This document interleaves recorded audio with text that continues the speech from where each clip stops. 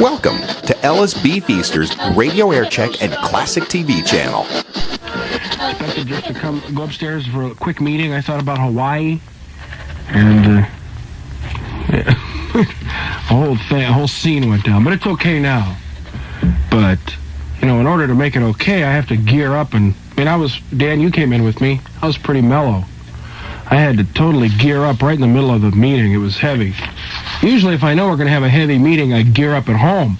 I come in, I'm ready. But when they do these surprise ones on you, I was just sitting there with my legs crossed. Were you ready for that one?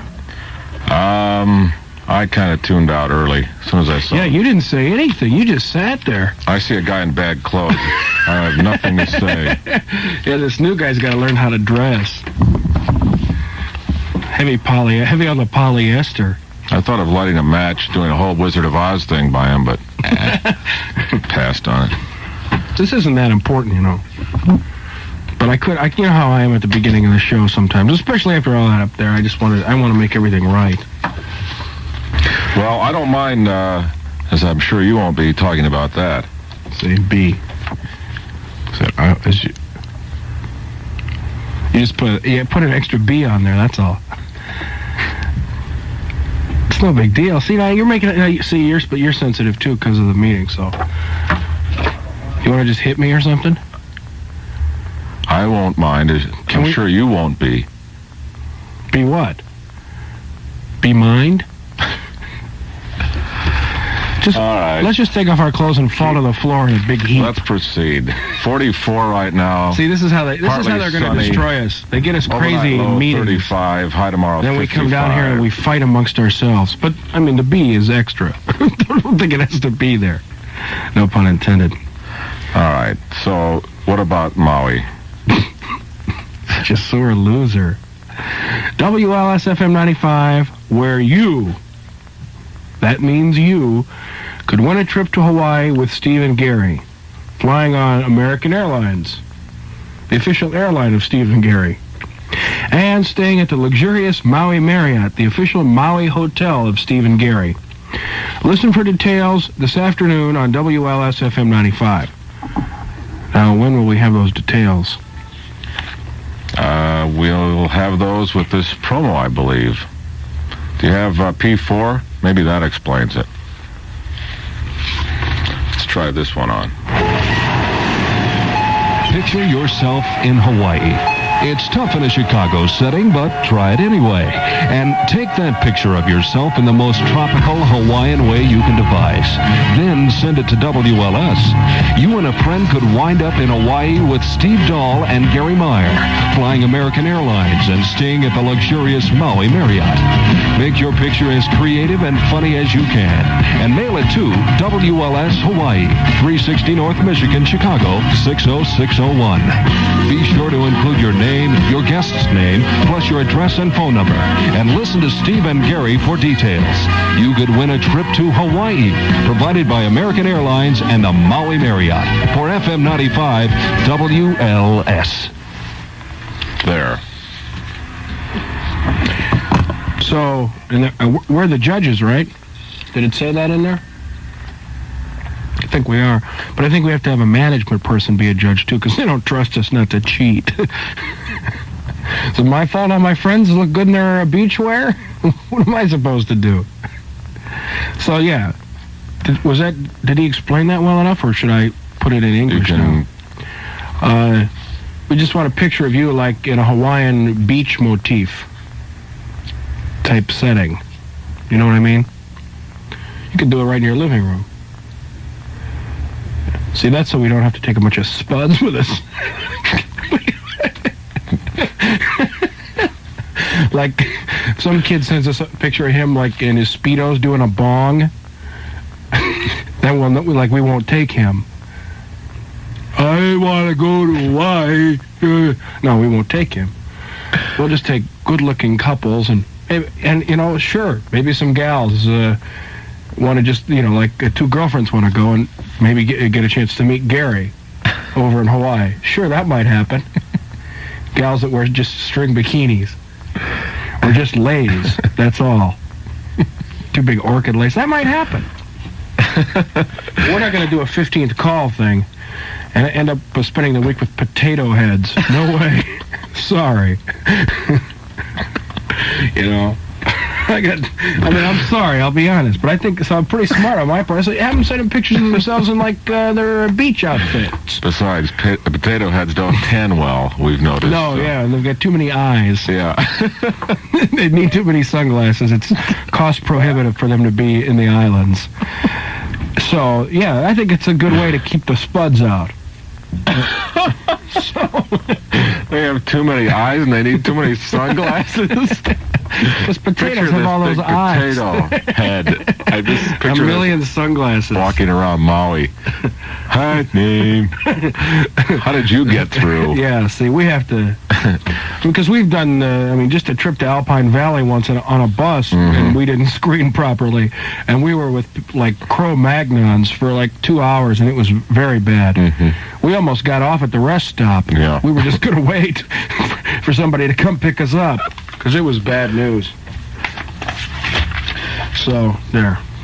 Okay. Yeah. So you're not mad at me, are you, about correcting you? No. It was the first thing, and after off to a false start, as it is. After a tough meeting, and that's nice of you to show some compassion, so we can get it off the ground now. Just to hold your corrections until later. Well, I tried. I was trying to. I held it for about 4 minutes. Oh, God. If you didn't do the same thing to your wife, I do it to everyone. But he does, so. It's a bad habit, and I'm trying to correct it. But a lot of times, I let things go, but that time I couldn't help myself. Steve, you can hear the Culture Club recorded in San Francisco Sunday at 11. I think it creates a good tension, and that's good comedy. Tension is comedy. Boy George in San Francisco for an evening. Oh, boy, George. Kid in a candy store. Man. Now, see, if he sent us a picture of himself in trunks, we wouldn't take him. Although he doesn't look bad as whatever he's trying to be. I mean, if you looked at him in a picture and didn't know, it'd be kind of hard to tell. If he's human or not. Yeah. Get out of here. So we're looking for some aliens. Yeah. Gary wants to have sex with amorphidites, or hermaphrodites, I guess they're called, right? See, I corrected myself. His morphodite. Or whatever. Sexual sexual ambiguities. Ambiguities. Yeah. So I've corrected myself 3 times. All right. I'm sorry. Well, let's just take off our clothes and fall to the floor in a heap. We're real excited about this Maui trip. Also, you know what?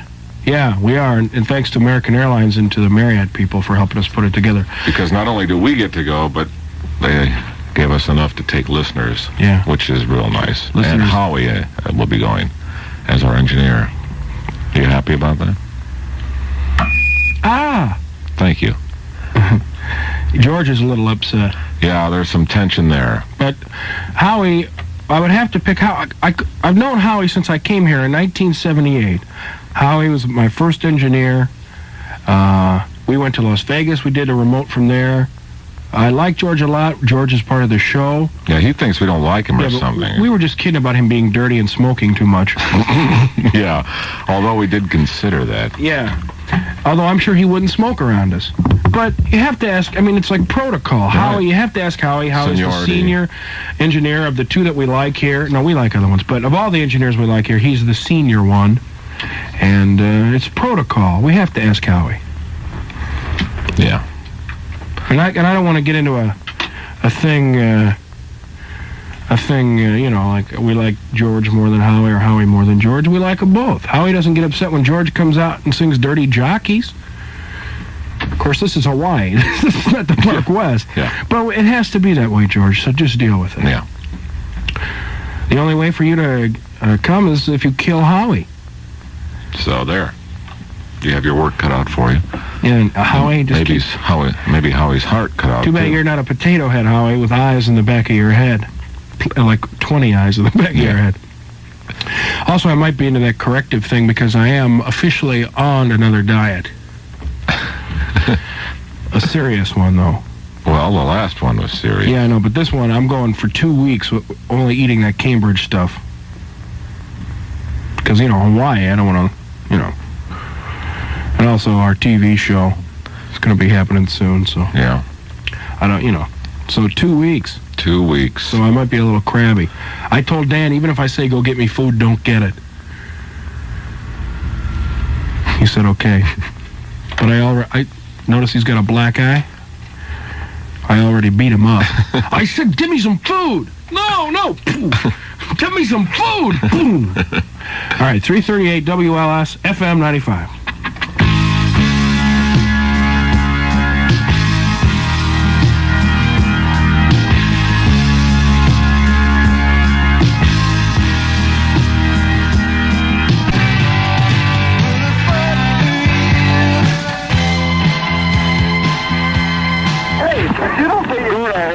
I didn't pay taxes? Who said I didn't pay taxes? Who said I didn't go to jail for not paying taxes? You got a real nice attitude. Yeah, I got a nice attitude. You got a good speech, but you don't pay your taxes out here. It's all over the paper. Everything in the paper is true. That's why you're so dumb, you Nutty. Isn't he a nut? WLS. Nutty Washington. 95.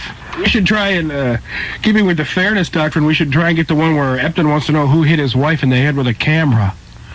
That's a good one. Did you ever see that one? I saw it the night it ran. Who should we call? Dan, you know who to call. You know who to call. Make the call, babe.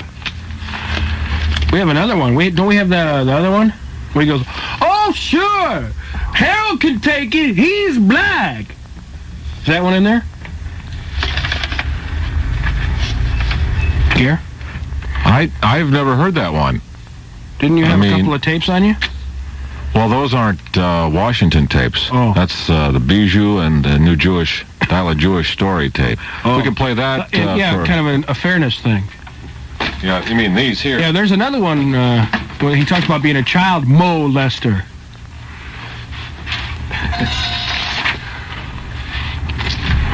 But I love that one. Man.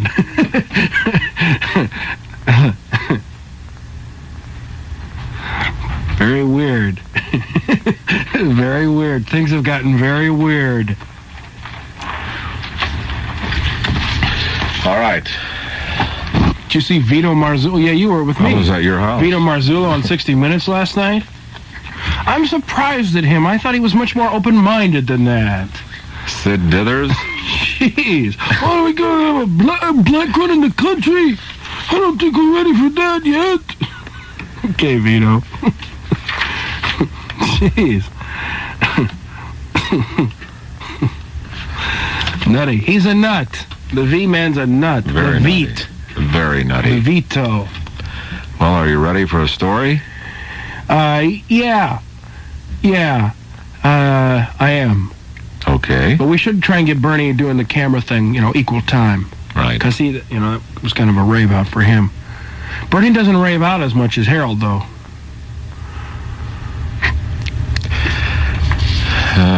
Although yesterday, he was being pretty wild. Not showing up for that show and stuff. Yeah. And it cut Harold to the quick.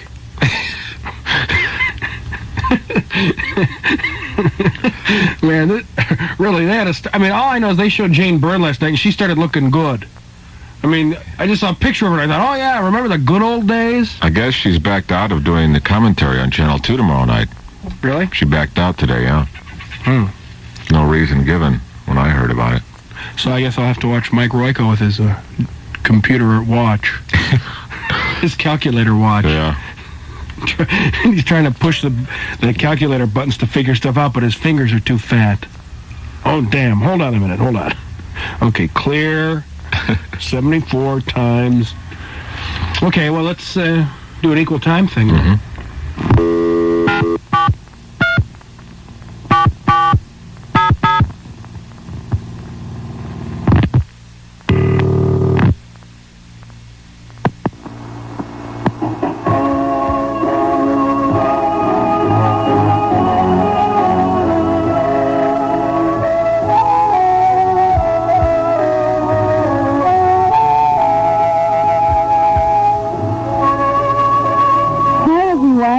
Welcome to Dial a Jewish Story. Our story for today is called The Golden Valley. The great Torah sage, Rabbi Shimon Bar Yochai, had many students. One of his students left the land of Israel and settled in a foreign country. Hashem blessed the man with great wealth, and when he returned to Israel, his pockets were full of gold. Rabbi Shimon Bar Yochai's other students were jealous of the man's wealth and said, "Look, he moved to another country and grew rich there, while here in Israel, we remain penniless and hungry. Yeah, if we had his wealth, we could study Torah in peace. Maybe if we move, we'll become rich too." Rabbi Shimon Bar Yochai knew what his students were thinking. One day he said to them, "Come with me to the valley of Pnei Marom, and I will show you something interesting." The students went with their teacher. When they reached the valley, Rabbi Shimon prayed that Hashem would fulfill his request. He said, "Valley, valley, fill up with coins of gold."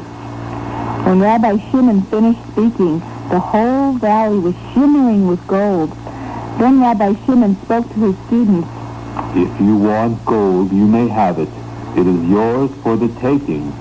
But I must warn you, whoever takes gold now is using up part of his reward for studying Torah." No one moved. Not one person stretched out his hands to take the gold that filled the valley. The students forgot about leaving Israel to become rich. They understood that it is better to study Torah in Israel than to grow rich in foreign lands. And never again did they ask to be paid for the mitzvah of learning Torah. And what happened to the gold in the valley? When Rabbi Shimon Bar Yochai saw that his students did not want the gold, perhaps he asked Hashem to make the gold disappear, just as he had made it appear. To this day, you can still see the valley, but the gold is not there.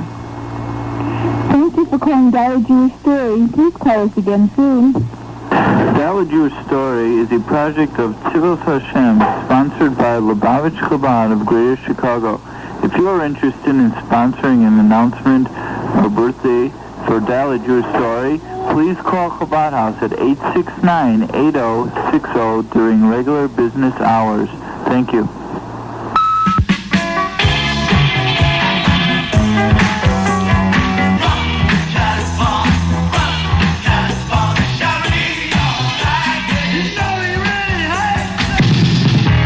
WLS-FM 95 has $40,000 to give away to WLS card holders. 1,000 at a time. $1,000. You just won it. I can't believe it. I kept thinking there must be another Carol Russell. No, it's you. You're the one. If you have a WLS card, be sure you listen to Larry Lojak every weekday morning, because if you hear your name on the air, you have 30 minutes to call us and give the WLS card number that matches your name and claim your $1,000. Obviously, you'll need a WLS card to play. So send your name, address, and home and work phone numbers along with a self-addressed stamped envelope to Box 10219 Chicago 60610. Do it now, because this spring your name could be worth $1,000. What's your favorite radio station? WLS.